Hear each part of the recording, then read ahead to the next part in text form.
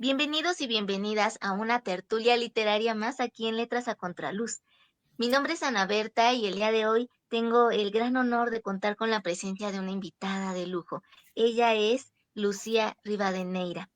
Nació en Morelia, Michoacán, México. Es profesora de la Facultad de Ciencias Políticas y Sociales de la Universidad Nacional Autónoma de México desde 1981. Ha ejercido el periodismo en medios de circulación nacional y colaborado en diversos textos académicos. También ha participado en mesas redondas, conferencias, seminarios sobre periodismo y literatura, tanto en la Ciudad de México como en el interior de la República. Y bueno, con estos temas ha impartido cursos, coordinado talleres y colaborado en programas de radio y televisión. Em, Entre los periódicos y semanarios en los que ha colaborado han sido Día 7 y Domingo del periódico El Universal, en los suplementos Laberinto y Todas del periódico Milenio, y también colabora en el blog mujeresnet.info. Por otra parte, ha recibido distintos reconocimientos, ha sido merecedora de premios nacionales de poesía Elías Nandino, Enriqueta Ochoa y Efraín Huerta. Entre sus publicaciones sobresalen Rescoldos, En cada cicatriz cabe la vida, Robo calificado, Rumor de tiempos y De culpa y expiación. En marzo de 2023 recibió el premio Sor Juana Inés de la Cruz que otorga la UNAM. Parte de su obra poética ha sido traducida al húngaro, griego, francés, italiano, purépecha e inglés. Pues le agradecemos infinitamente que haya aceptado esta cordial invitación y que nos esté honrando hoy con su presencia aquí en Letras a Contraluz.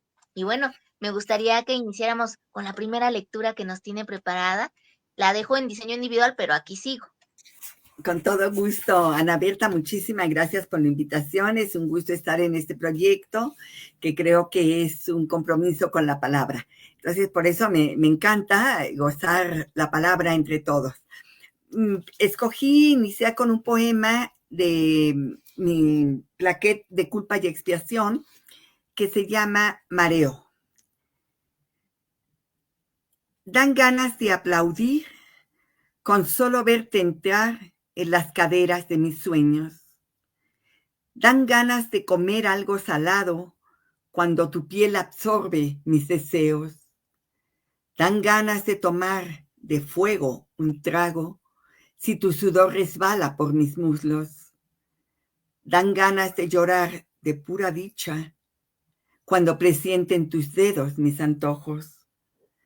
Dan ganas, muchas ganas de hacer lumbre para que no se enfríen las caricias, para que no se acabe el mareo de tierra que generas. Excelente. Empezamos con todo. Me encanta.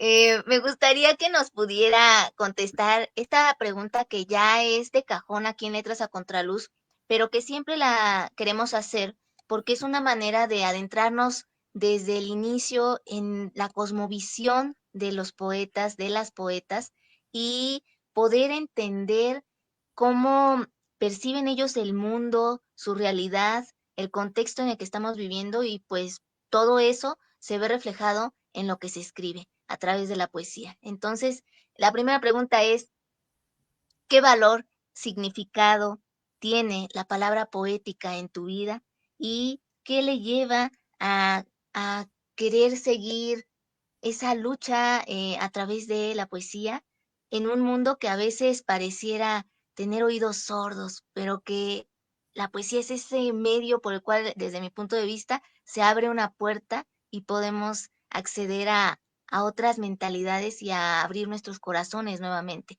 Pero usted, por favor, coméntenos, ¿qué es la poesía para usted? Sí, mira, me parece que la realidad en su belleza, en su dolor, en su tragedia, la realidad en sus alegrías también, tiene una poética siempre. El asunto del poeta es tratar de aprehenderla, con H, yo siempre hablo de eso, de aprehender la realidad, por muy dolorosa que sea. Hay temas también, además, eternos. Yo lo decía hace poco también en otra entrevista, temas que yo creo que no se agotan en la medida en que cada vivencia es diferente, ¿no? El dolor, la soledad, la muerte, el amor, esos son temas que están constantes. Y por otro lado, creo que también una serie de circunstancias de tipo social tocan todos estos aspectos, ¿no? Por ejemplo, la migración es un tema dolorosísimo, hay la violencia cotidiana. Sin embargo, dentro de todo esto, ¿cómo podemos rescatar? Es la pregunta, ¿no? ¿Cómo podemos dejar plasmado un momento doloroso, un momento difícil, un duelo brutal que puede haber? El duelo es en muchos sentidos, el duelo tiene un abanico de posibilidades, no solamente es la muerte como tal de un ser querido, hay duelos por el país, hay duelos por las circunstancias cotidianas, hay duelos laborales, hay duelos de todo tipo. Entonces, ahí es en donde yo creo que es la apuesta de los creadores, y no solamente de los poetas, también los pintores, los arquitectos, los músicos, los bailarines, o sea, todo lo que tiene que ver con las bellas artes, al final de cuentas, ¿no? Entonces, en esa medida, pues yo creo que tratamos de aprenderlo. Hay una poesía un tanto cuanto intimista, pero es intimista y no, porque si bien es cierto que de pronto yo puedo contar algo muy personal, a lo mejor un día tengo la dicha de que en Uruguay o en algún otro país, no sé, el que sea europeo, sueco, arameo, no sé, como yo digo mucho lo de arameo, aunque sea una metáfora, ¿no? Pero de pronto, de la misma manera que a nosotros nos ocurre que en un poema de un coreano nos encontramos, yo apuesto a que a lo mejor un día, si es que alguno de mis poemas llega al lugar insólito, alguien se encuentre ahí. Somos tan humanos, tan humanos, que por eso nos podemos encontrar en algo ajeno, porque también ahí estamos de alguna manera. Entonces es un poco mi apuesta cotidiana.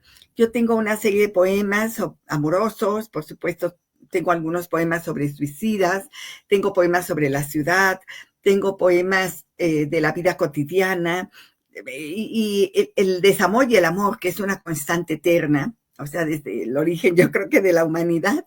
Y entonces, bueno, pues es un poco tratar de dejar un testimonio con la palabra de la vivencia propia y ajena, porque a veces uno también se apropia de otras cosas, las rescatamos, las dejamos plasmadas, ¿no?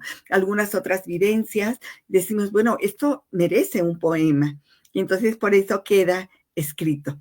Es un poco la apuesta que uno hace a veces consciente e inconscientemente. Completamente de acuerdo y mejor descrito, imposible.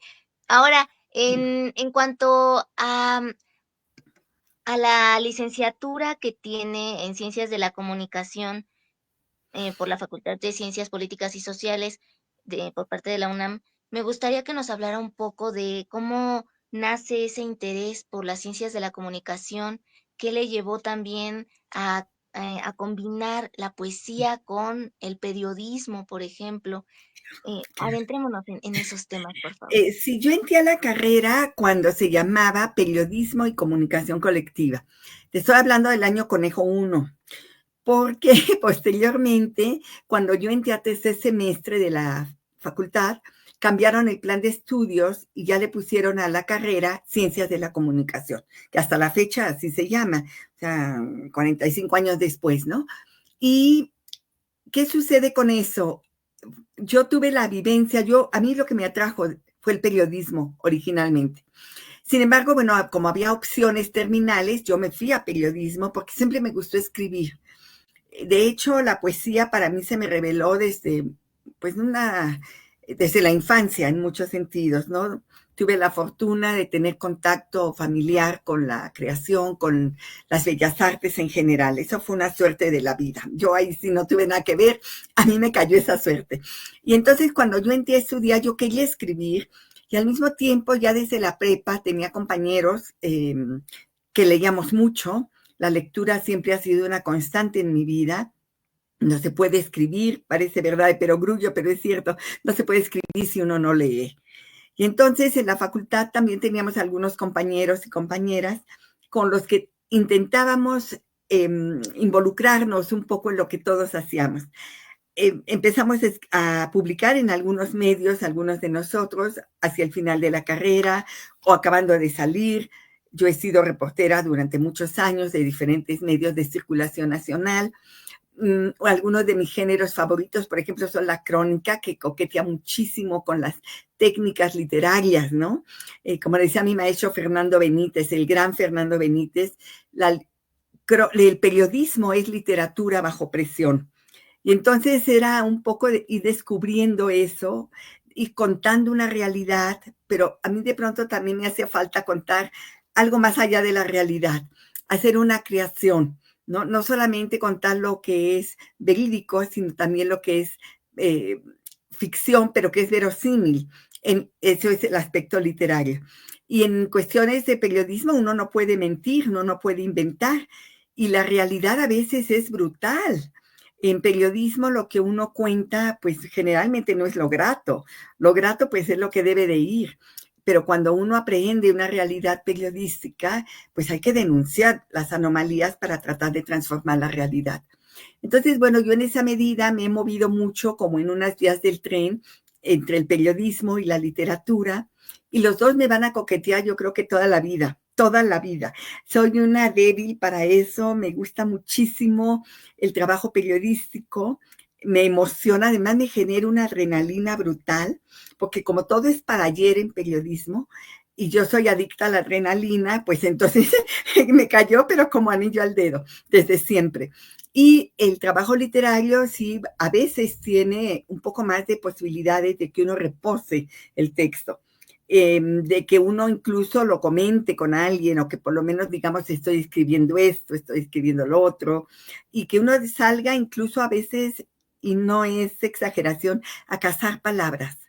La literatura, la poesía para mí es estar cazando palabras. Yo he buscado de repente una sola palabra semanas y de repente digo, alguien la pronuncia y digo, esa es la que necesito, una, y entra dentro de todo esto. Así que es un proceso maravilloso. Finalmente el periodismo también es creación, es organizar, es contar una historia, para bien, para mal y para regular. Yo creo que esa es la propuesta. Es muy gozoso hacer un trabajo periodístico en el cual de pronto uno tenga respuestas de la gente, comentarios, o que algo transforme la realidad. Y bueno, la literatura pues queda ya impresa, queda en otro sentido.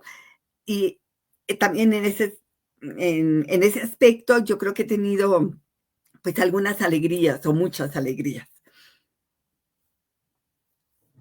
En este sentido del periodismo que siempre tiene que buscar la veracidad, estar comprometido realmente con la verdad y con la objetividad en la medida de lo posible, ¿cuáles considera que son los desafíos actuales que tiene que enfrentar el periodismo para conservarse con esa esencia de lo que se debe entender por periodismo?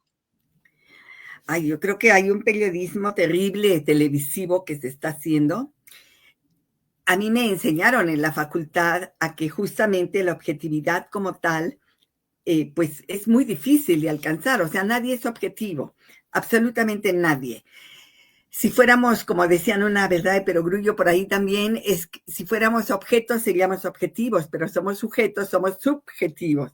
Entonces es muy difícil contar lo que pasó. O sea, es lo que pasó, pero según nuestro punto de vista, según nuestra perspectiva. Nunca vemos no sé, un accidente, 10 personas y hay 10 versiones de un solo acontecimiento. Entonces, mi norma en muchas de mis clases es decir, a mayor investigación, menor subjetividad, ¿sí? Porque la objetividad no la vamos a alcanzar nunca, incluyendo el medio en el donde colaboremos, hay un perfil editorial. Ahora a mí me asusta ver algunos programas de televisión de noticias en donde se la pasan dando calificativos, incluso insultos, que no hace mucho, un par de semanas, en casa de alguien, yo no daba crédito de un programa de noticias vespertino, y yo decía, no puede ser que hablen de esa manera, ¿no? No es posible que todo además sea nota roja burda, completamente burda, muestra nada más, pero además opina. Yo creo que la apuesta aquí es que el periodismo informativo no puede ser editorializante. No podemos hacer editorial de todo, porque nadie es experto. Si no tenemos un área, yo no puedo opinar, no sé, de la química cuántica o la física cuántica o lo que sea cuántico, vamos, porque no es mi área. Entonces yo no tengo tampoco derecho a calificar acciones de personajes, por muy condenables que puedan ser, pero mientras la gente no tenga un proceso legal para que ya sea condenado a algo, yo, periodista, no puedo, no soy, no solamente no puedo, no soy ministerio público, yo no puedo juzgar. Entonces yo puedo mostrar y que el lector concluya, de tal manera que yo le haya dado mucha información para que él pueda concluir. Y ya después que, bueno, el Ministerio Público decida qué hace, ¿no? Eso yo creo que es lo más difícil en estos sentidos y la tragedia de lo que se está viendo en televisión todos los días. No acabo de creerlo.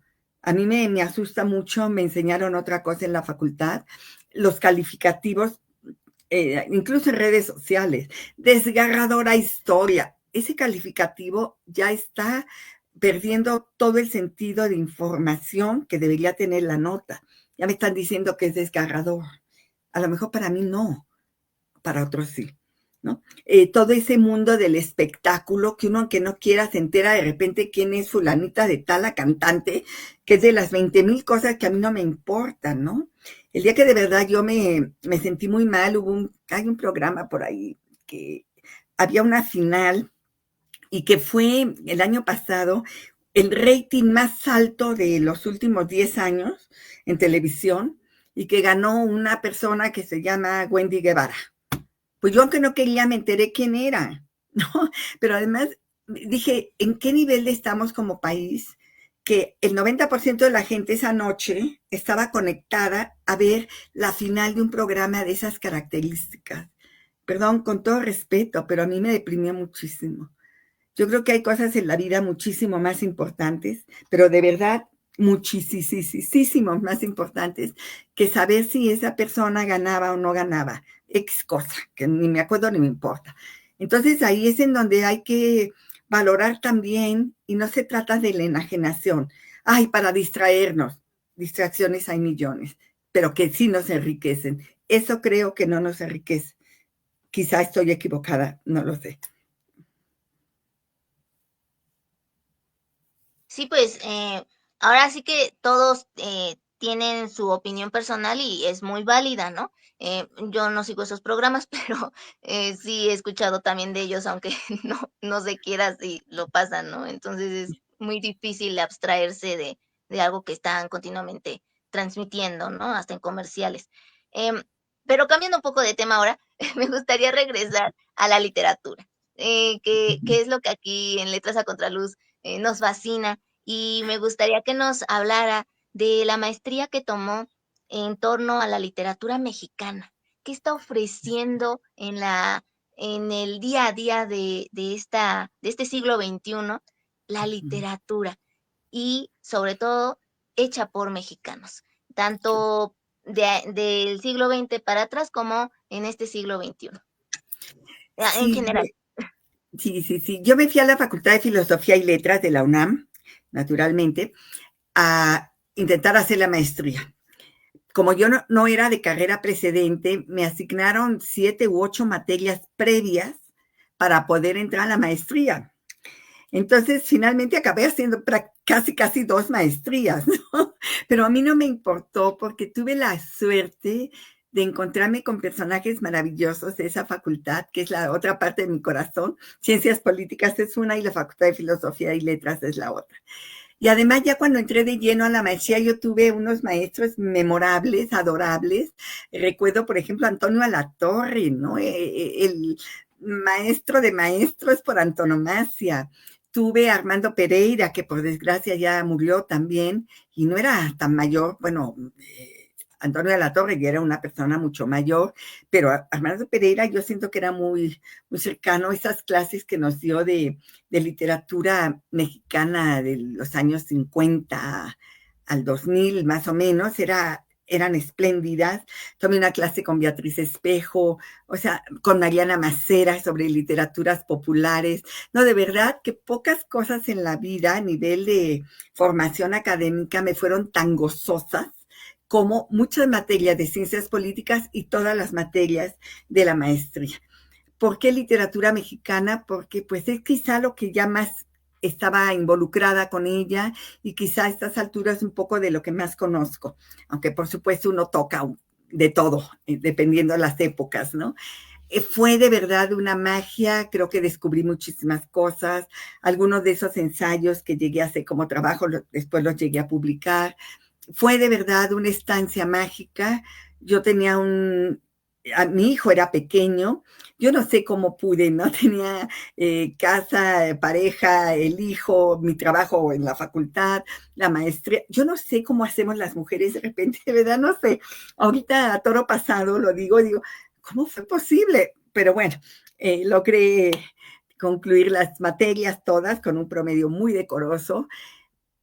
Y además, por sobre todo, yo lo hice no tanto por cubrir requisitos académicos de la universidad, lo hice por placer.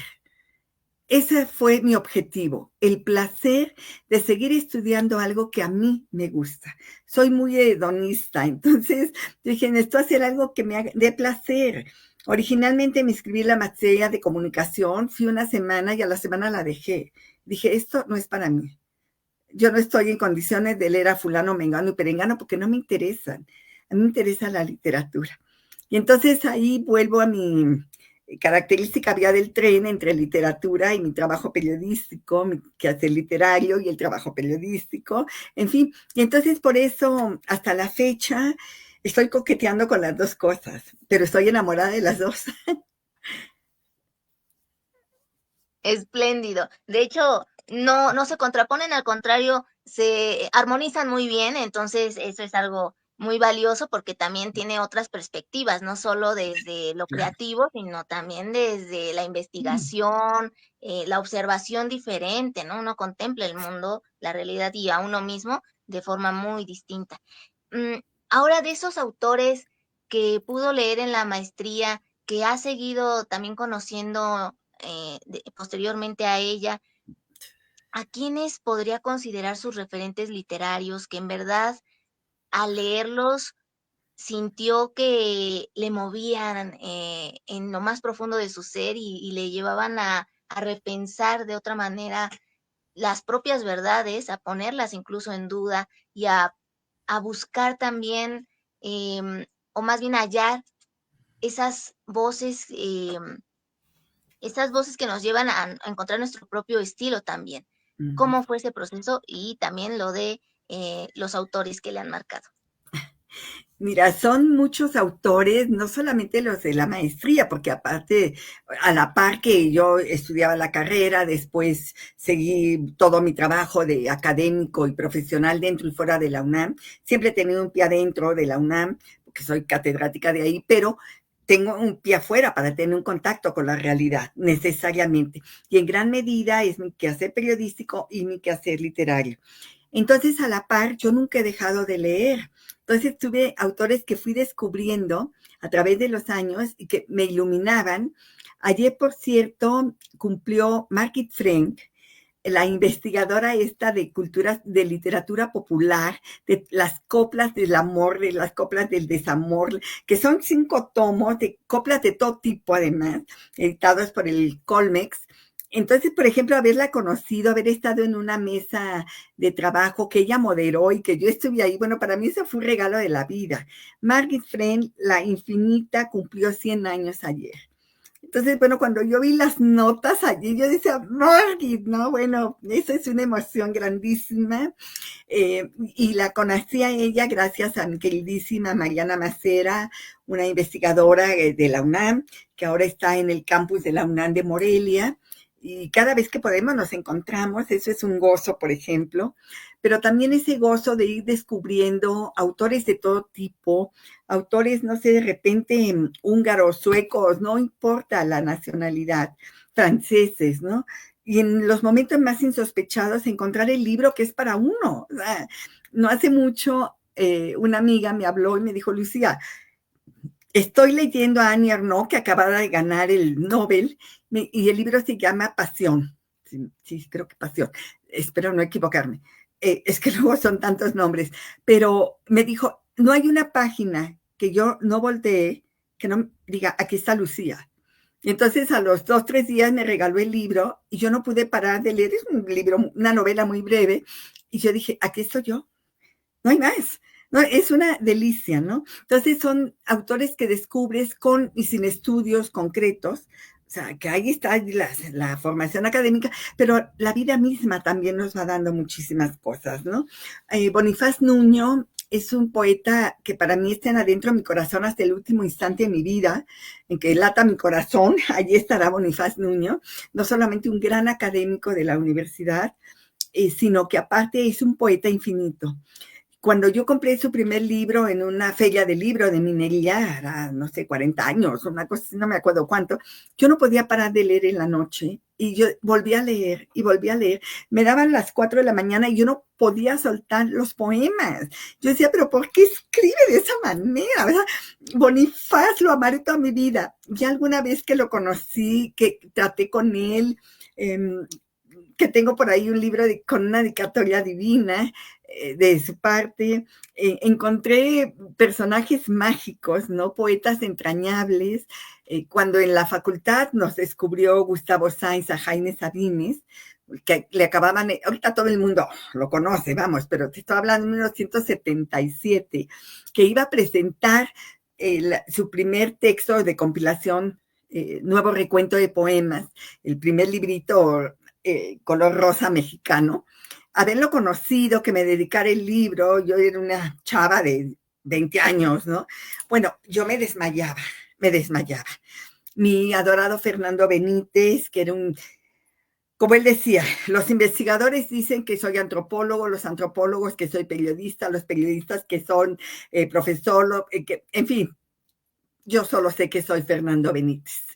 Bueno, tengo una de las dedicatorias más entrañables, me parece que es de Rey Viejo, porque tengo no sé cuántos libros de él ahí, y me puso, me la sé de memoria, así es como no, digo, yo era una chava lectora, alumna de él, tomé 12 meses con él y uno de oyente porque yo no lo quería abandonar, no lo quería dejar. Y entonces me puso, para Lucía, que luce en el corazón de Fernando. Bueno, después de esa dedicatoria, yo así, no, ¿cómo? El lujo, ¿no? Para mí era de verdad un lujo. Y ese acercamiento a las dedicatorias, a los epígrafes, a los poemas, a los buenos trabajos periodísticos, como que ya la vida cotidiana, ¿no? A los viajes, a los amores, a los desamores, al, las amistades, las traiciones, las rupturas de muchos sentidos, la vivencia al fin de cuentas, ¿no? Yo creo que la vivencia es lo que nos va conformando día a día y lo que nos lleva a diferentes lugares. Y en la vivencia para mí está hasta el último segundo de mi vida también la literatura, estará el periodismo, la música, la danza, no sé, todas las bellas artes juntas, el cine que también es una debilidad desde hace décadas de mi vida. Así que bueno, pues sí, conociendo todo eso, descubriendo día a día, hasta la fecha yo sigo descubriendo. Entonces, eso es lo que me ha conformado, y son muchos. No sé, aquí tengo la pared de enfrente, toda la que está acá, la de allá, en fin, tengo cientos de libros y yo creo que cada uno me ha dado algo y algunos me han dado mucho, ¿no? Ahorita pensé, por ejemplo, en Bonifaz, pero te puedo mencionar 50 más o no sé cuántos, ¿no? Exacto, sí. El bagaje cultural sin duda alguna lo posee y tan es así que se nota también en su forma de escribir, que me gustaría que por eso nos pudiera compartir otro de sus poemas, por favor, aprovechando que está aquí con nosotros. Ok. Eh, usted elija si es de los breves, varios, si es uno largo, si gusta uno o dos, y la dejo nuevamente en diseño individual, pero aquí sí. Claro que sí. Mira, aquí yo tengo otro poema que es de mi segundo libro, que el poema se llama Palabras. Dice, si pudiera llegar a la esquina, si pudiera comprar un estropajo y tallarte la lengua y el coraje, si pudiera rasparme la memoria para enterrar lo que dijiste, ya estaría mordiendo manzanas. Pero este jueves, de temblor matutino ante las vías del metro, de espinas de pescado en la garganta, de dolor amasado con saliva, he decidido guardarte luto una vez a la semana.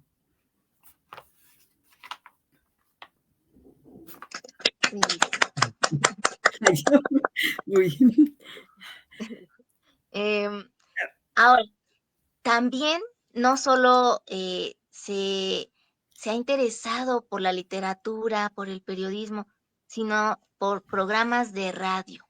Y eso también es una experiencia mucho, muy diferente a cuando está uno en televisión. Entonces me gustaría que nos pudiera compartir esa experiencia, qué potenciales se tienen que desarrollar en uno para poder crear un programa de radio, ir construyendo también una comunidad de escuchas y que el contenido que se esté aportando al público sea también de la calidad que siempre se merece el que está brindándonos su tiempo.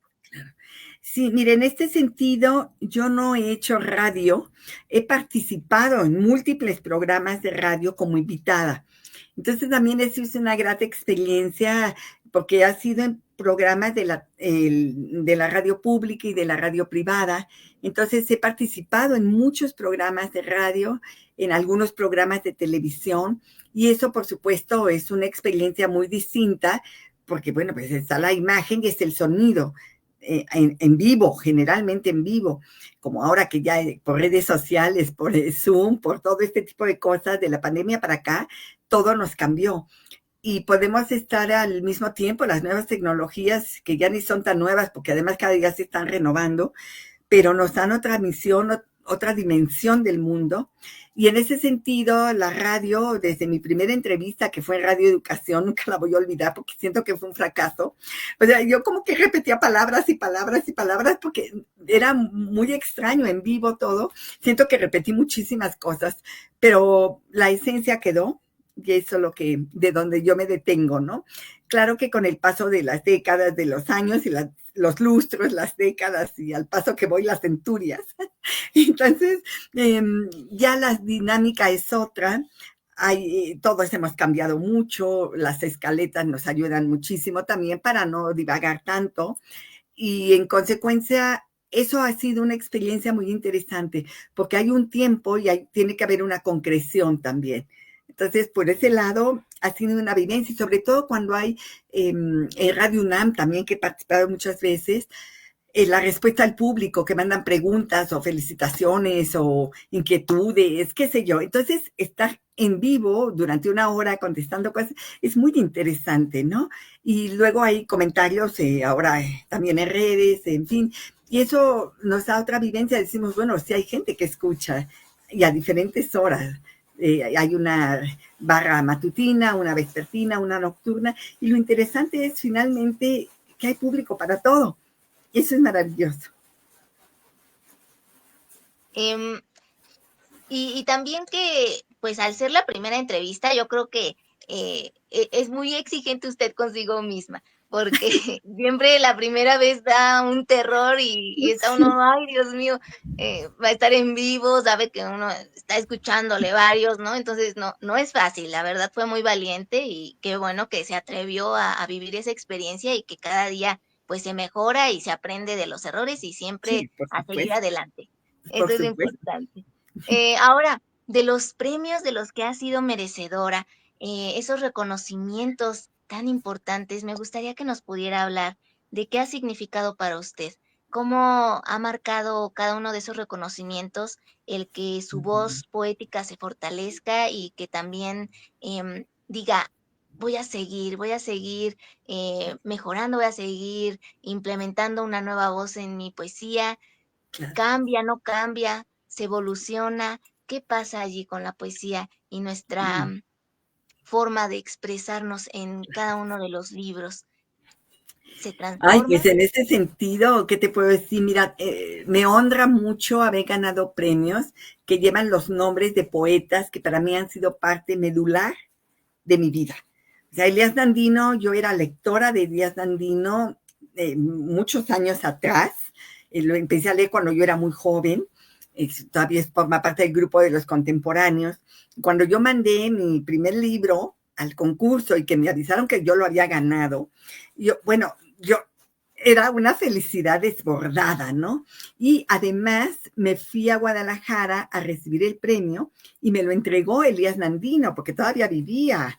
Entonces, bueno, para mí conocerlo y estar esa noche en la ceremonia y que él decía a todos los jóvenes que estén ahí sentados, yo les quiero decir que tienen que seguir escribiendo, porque yo, este papelito que traigo aquí, porque aparte era un poeta elegante, impecable, corbata, traje, era un encanto Elías Nandino, ¿no? Y entonces se saca de la bolsa junto a su pañuelo una hojita en donde dice, este poema lo escribí en la mañana. Eso nunca lo voy a olvidar, ¿no? Entonces fue para mí un lujo, de verdad. Tengo por ahí 1 o 2 libros dedicados por él. Decir, bueno, me gané el Elías Nandino, que era un premio de poesía joven. Se sigue llamando premio de poesía joven. Yo tenía 28, 29 años cuando me lo gané. Y luego entré al concurso Enriqueta Ochoa y gané el 5º Premio Nacional de Poesía Enriqueta Ochoa. Y tuve el placer infinito de que me lo entregara Enriqueta en Torreón. Entonces también, cuando yo llegué a Torreón, aparte la gente fue divina, se portó extraordinariamente bien. Fernando Martínez, un escritor de allá, muy amigo de Enriqueta, me fue a recibir al aeropuerto. Yo me fui con mi hijo de la mano, que era chiquito, Pablo Andrés tendría, no me acuerdo, unos 5 años, yo creo, cuando mucho, iba con mi bebé, bueno, mi niño, ¿no? Y se portó él y su esposa, unos adorados, unos anfitriones memorables, de verdad, extraordinarios. Y entonces, bueno, llegar a la ceremonia en la noche, creo que fue un 15 de septiembre, si mal no recuerdo, que estuviera Enriqueta Ochoa presente, ahí yo me desmayaba de felicidad. Ya la había conocido aquí en un par de veces que la visité en un taller, y a raíz del premio llegamos a tener algunos contactos. Llegué a estar en su casa en más de alguna ocasión. Le hice una entrevista que salió publicada en un libro editado por José Ángel Leiva que se llama Verso con Verso, Poetas entrevistan poetas. Y yo le hice una entrevista a Enriqueta Ochoa en ese libro y otra a Telma Nava, la otra poeta, ¿no? Que fueron importantísimas en mi vida. Entonces, bueno, Enriqueta fue una amorosa toda su vida. La entrevista que me dio es para mí de las más entrañables que tengo. Está ahí, es publicada, ¿no? Entonces es un lujo, un gusto ese nombre en mi segundo premio.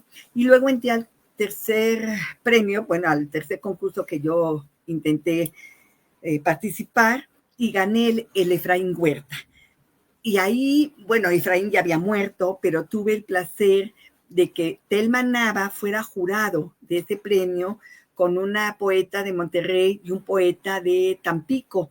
Entonces era un jurado muy interesante, pues gané el premio y eso, bueno, Efraín es otro de mis adorados, también de esos poetas que yo lo leo y lo releo y cada vez que es junio me acuerdo de él y digo, 1914, un año más que está aquí con nosotros, porque aunque se mueran, siguen con nosotros.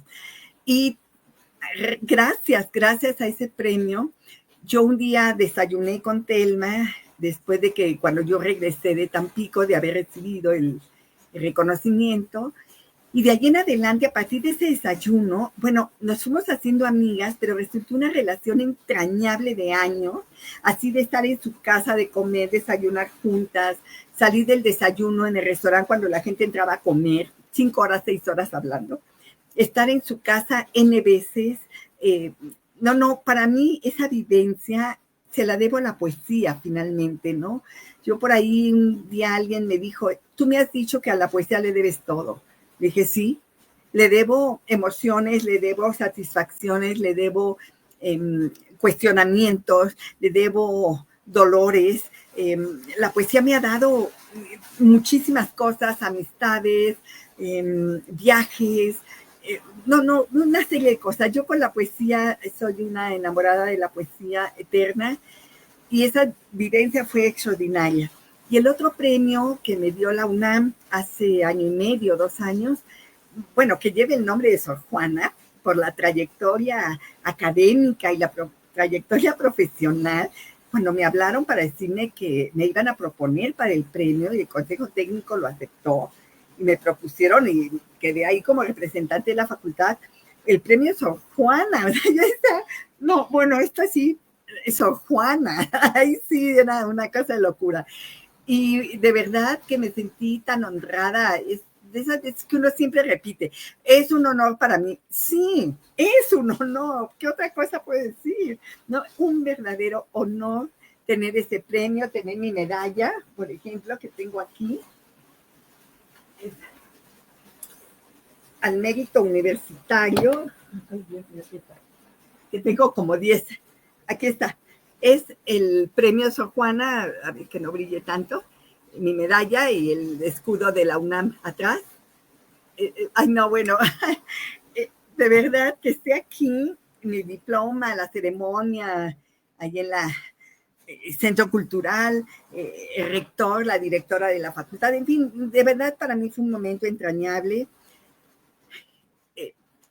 un lujo. Nunca me imaginé de verdad que por tantos años de trabajo un día pudieran darme ese premio, ¿no? Entonces, y otros reconocimientos de otro tipo que también he recibido, lo cual me halaga muchísimo. Algunas notas que se han escrito sobre mi quehacer poético, sobre mis libros. Digo, esto parece que es el ego desbordado. No, lo que pasa es que están publicados. O sea, yo creo que no es un asunto de ego, es un asunto de hechos, ¿no? Que Sandro Cohen, queridísimo, inolvidable Sandro Cohen, hubiera escrito sobre mi trabajo poético, y un texto memorable, que Selma Nava también, que José Ángel Leiva, por ejemplo, Carmen Alardín, ¿no? Bueno, que era una de mis adoradas. De pronto un día me habla una amiga que vive en Monterrey, dice, Lucía, me acaba de llegar un libro y está ahí adentro de ese libro de Carmen Alardín, un ensayo sobre tu trabajo. Te lo mando el libro. Y yo decía, Carmen Alardín, una adorada para mí. De hecho, un día me invitó a que yo participara en su homenaje que le hicieron en Bellas Artes. Bueno, Carmen, yo decía, Carmen me está invitando a que yo participe en su homenaje. Bueno, también esos son lujos que me ha dado la poesía, ¿no? Publiqué por ahí el comentario que hice ese día en Bellas Artes. En fin, yo creo que hay una gran cantidad de emociones que me ha dado la poesía, ¿no? La literatura en general y la poesía en particular. Y eso, la verdad, pues me ha hecho muy feliz, ¿no? De repente también me cuestiono, digo, a ver, voy bien, voy mal, regular, ¿qué onda, no? Y entonces cuando platico con amigos, amigas, en fin, y pues aquí estoy, finalmente aquí estoy. Y son reconocimientos que se ha ganado precisamente por esa intensidad en su poesía y es muy, muy, pues es enriquecedor saber que sí está llegando lo que usted plantea a través de sus versos a todos los lectores. Tan es así que esos reconocimientos son bien merecidos. Entonces, sin duda alguna, bueno, muchas, muchas felicidades y que sigan muchos más, que siga escribiendo mucho, mucho más. Ahora, de sus libros, de sus poemarios, rescoldos y en cada cicatriz cabe la vida. ¿Cómo surgen? ¿En qué momento de su vida empieza a escribirlos? ¿Cuál es la intención que lleva cada uno de ellos? ¿Qué busca dejarle al lector a través de la lectura de estos dos poemarios? Bueno, van surgiendo de la vida cotidiana. Yo tenía como de pronto una necesidad de escribir mis vivencias, o sea, mi vida era un poquito más allá de mi diario. Yo por años llevé diario, ya no, pero llevé años un diario, pero un diario no creas que 15 líneas, querido diario, 2 puntos, ¿no? Y me fue bien y comí sopa de fideo, no, o sea, era 5 hojas, ¿no? O sea, entonces pasaron los años, luego un día me puse a leerlo, yo decía, Dios, ¿cómo puede escribir todo eso, no? Entonces, entre eso y ya desde la adolescencia yo escribía cositas por ahí, que por supuesto no le enseñaba a nadie, ¿verdad? Hasta canciones, según yo, que tampoco le enseñaba a nadie, pero ya era una necesidad de escribir emociones, ¿no? Yo creo que en gran medida, como me decía Carlos Illescas, el poeta guatemalteco mexicano, yo estuve fugazmente en un taller con él, pero me encantaba lo que dijo una vez, dijo, la poesía no se escribe con ideas, se escribe con emociones. Y yo en realidad lo que estaba escribiendo eran emociones. Y llegué a platicar no solamente las 2, 3 veces que fui a su taller, sino en algún café con él, y trabajando, tallereando de manera ya individual. Y yo estuve de acuerdo, dije, pues sí, sí es cierto, son emociones todo esto, ¿no? Y claro, mi primer libro, pues yo tenía 20 y tantos años, y ahí quedó. Y luego el segundo, de Cada cicatriz cabe la vida, bueno, pues ahí ya traté de darle un mayor sentido al texto, ¿no? Dividirlo en partes, porque bueno, uno va creciendo, o al menos uno pretende crecer de diferentes formas.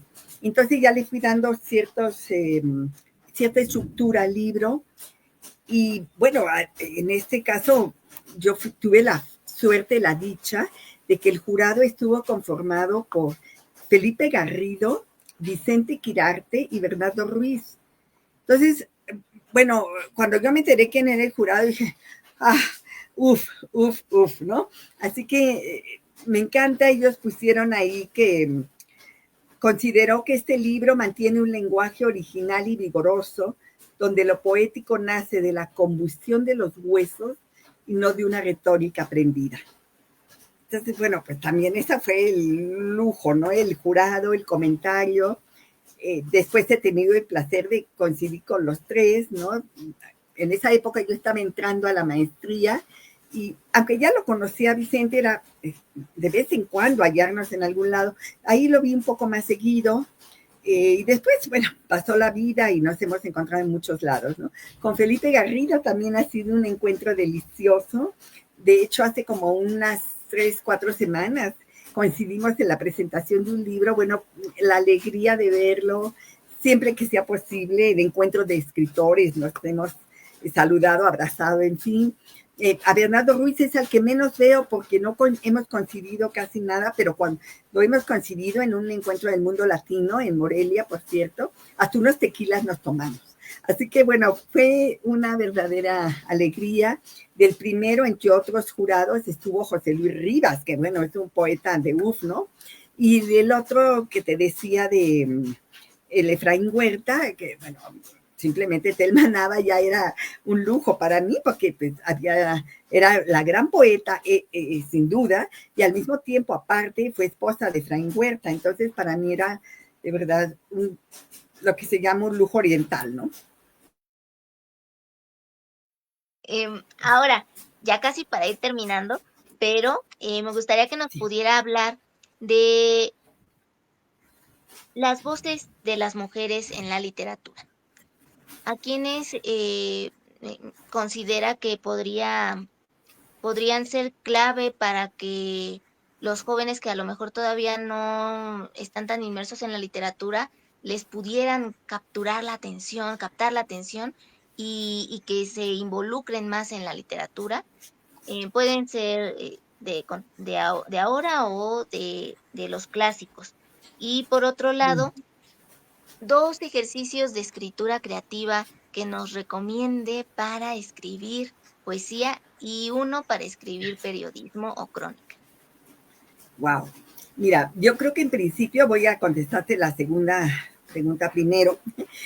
Para escribir, sin duda, yo digo, en primer lugar hay que leer. Estoy convencida. Quiero escribir poesía, tengo que leer poesía, pero también narrativa. Tengo que salir al mundo, tengo que viajar, tengo que hacer muchas cosas y en algún instante hay un fenómeno poético que algo nos tiene que dar, ¿no? Es imposible que la poesía no nos toque, si tenemos interés, en alguno de estos momentos. Entonces, leer para poder escribir. Esa es para mí la primera clave.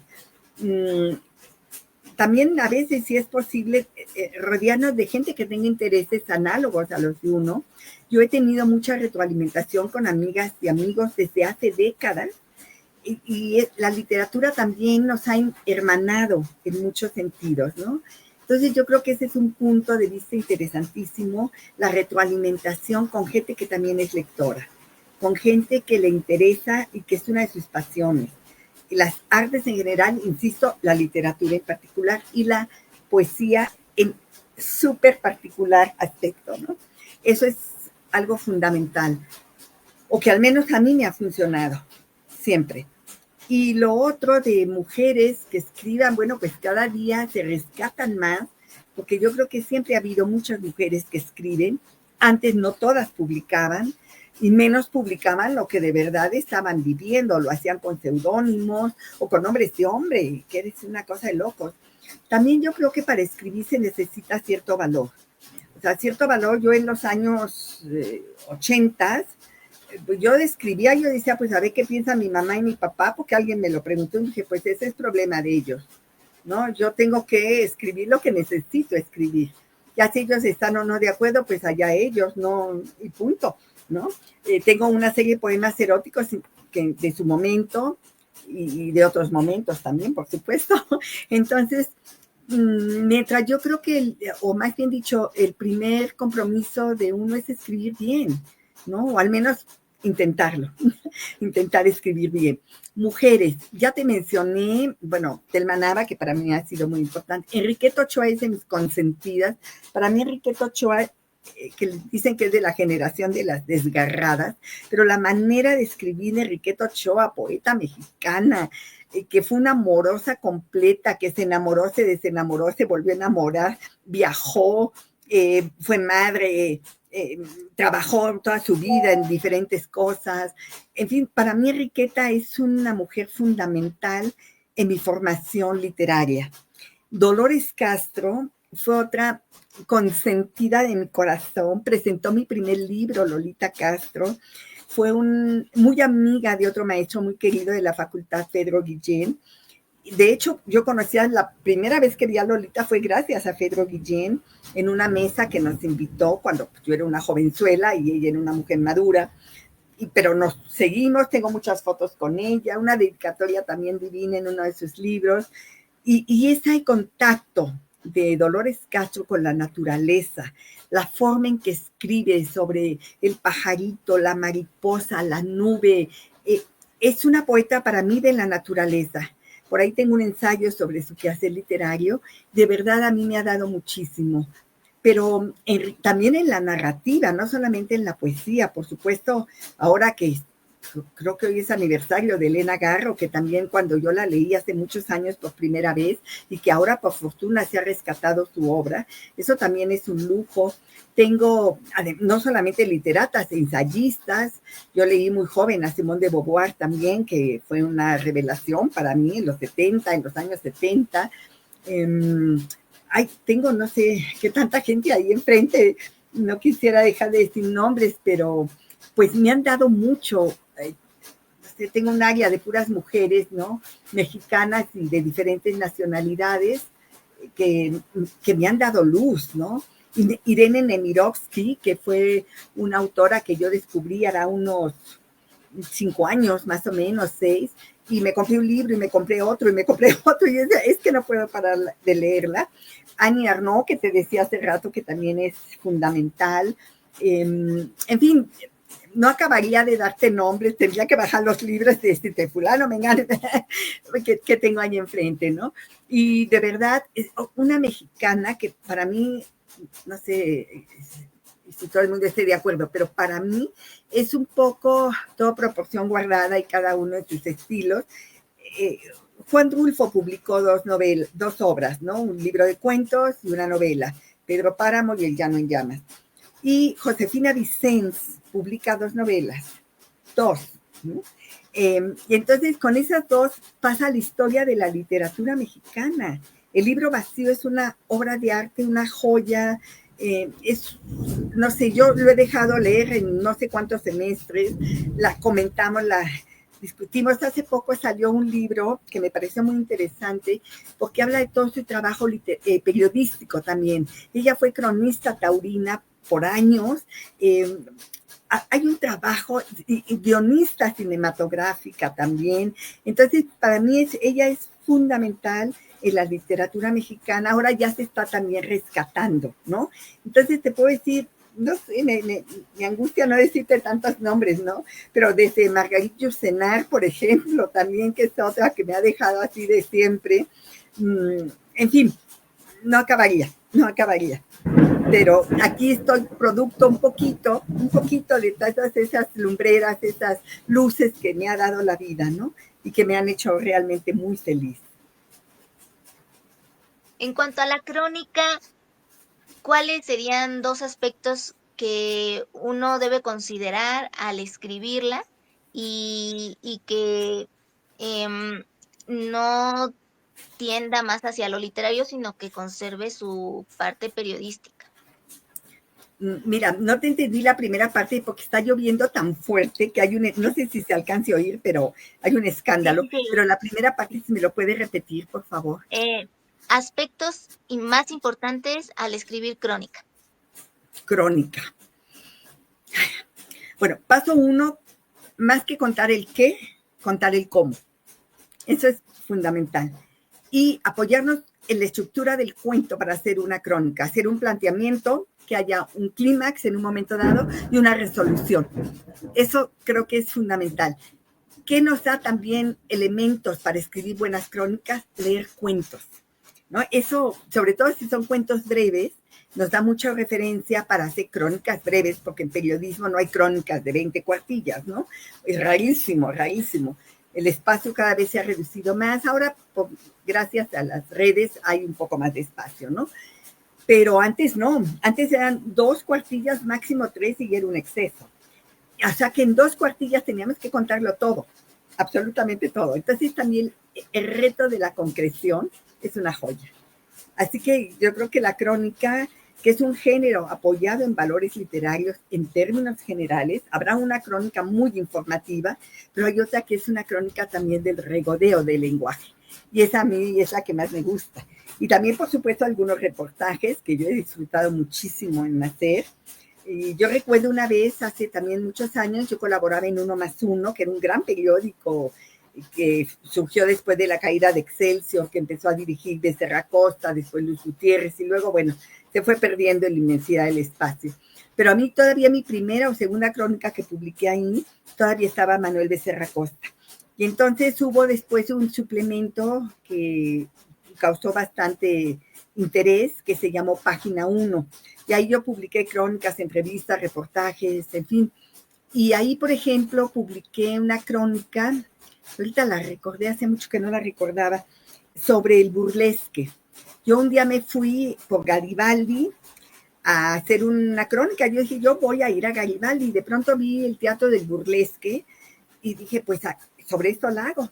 Me metí a ver el espectáculo, que era entre deprimente y grotesco, pero hice una crónica y de verdad esas que para mí van a quedar en lo personal adentro de mí, porque creo que logré, a lo mejor no, aprender esa esencia del evento que estaba ocurriendo allá adentro en un teatro de quinta categoría, en domingo en la tarde, en esos domingos que son dolorosos. No sé, a mí me encantó. De hecho, pues salió publicada ahí y yo espero poder recuperarla pronto en algún momento, ¿no? Ahora ya para terminar, ahora sí, ¿nos puede compartir uno o dos poemas más para el cierre perfecto e ideal? Uy. Por favor. Bueno, claro, con muchísimo gusto. Y mientras compartimos el comentario de Ángel Domínguez Espinosa, saludos desde Ometepec, Guerrero, saludos hasta Ometepec, Guerrero. Muchas gracias por Claro ver que la sí. transmisión y también a quienes lo vean, a los demás que están viéndolo en vivo y a quienes lo vean en diferido. por su atención y su tiempo. Y bueno, le dejamos nuevamente con la palabra, poeta Lucía Rivadeneira. Perfecto. Bueno, mira, este es un poema que viene en Cada cicatriz cabe la vida. Aquí abrí y aquí apareció. Dice, protégeme de los domingos blancos, cuídame de los libros que me beben, ruega por mí a los búhos y gitanos, amamanta mis palabras de nube, aléjame del duelo matutino, guárdame para el espejo del techo, para los jueves tibios, gobierna con luciérnagas mi cuello, ten piedad de todas mis zonas francas, líbrame del imán del precipicio, alúmbrame con tus manos de abril, deja que caiga en ti como sábana húmeda entre piedras, prometo ser muy buena, amén. Y sería otro poema, que es uno que le pasé para el encuentro iberoamericano de poesía que se va a celebrar, que coordina Carmen Rosal, que se va a celebrar ahora en septiembre. Entonces mandamos, creo que todos, un poema. Y me gustaría leer ese, que se llama Casa de Empeño. Envuelta en alcanfor y avergonzada, llegó la argolla al monte de Piedad. La dejaron ahí para perderla, para olvidar 2 décadas de absurdos, después de haber vivido muchos años guardada en el ropero. Valuaron mal el peso de la joya, no tomaron en cuenta el plomo del rencor, ni el agua del silencio, ni el mercurio en las manos, ni el filo de los celos. Al fin sortija de oro, luce en el mostrador su desamparo. Jura ser inocente, tiembla y muere de frío. Padece un brutal miedo, que descubran el nombre grabado en su interior.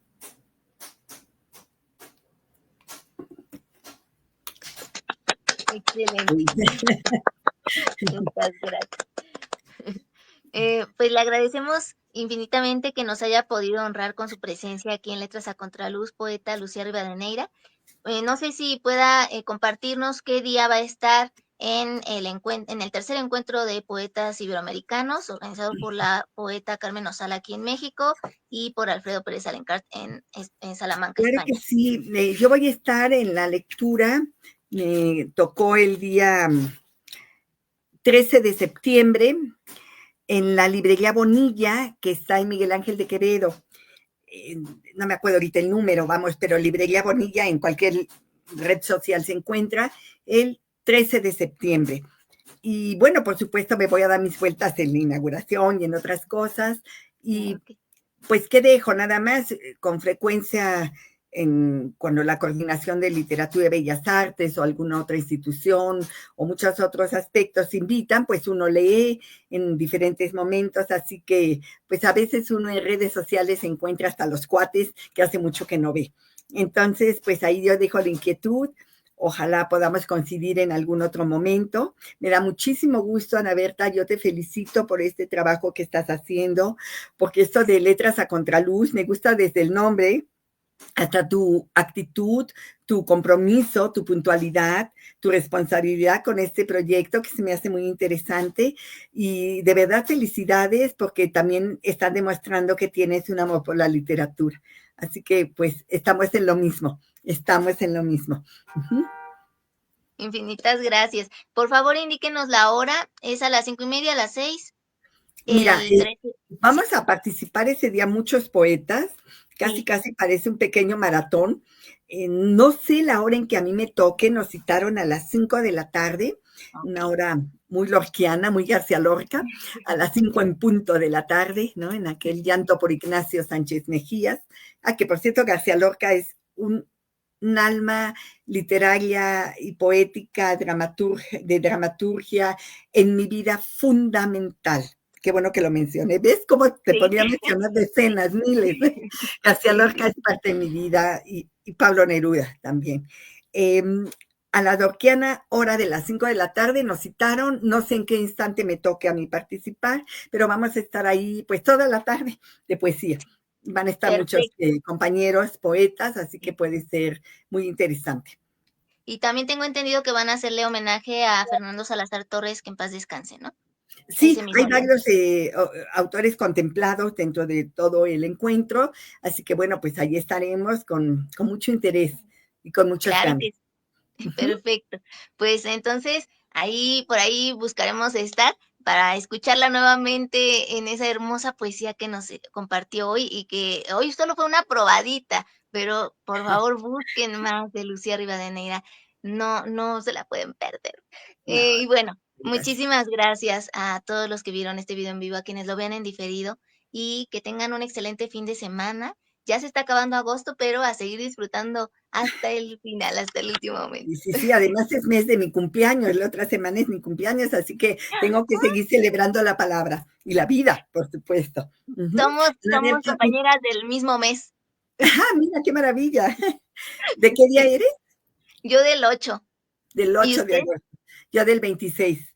Del 26. Okey. Ya Entonces, estaremos bueno, allí. pues aquí las que somos de agosto somos muy felices.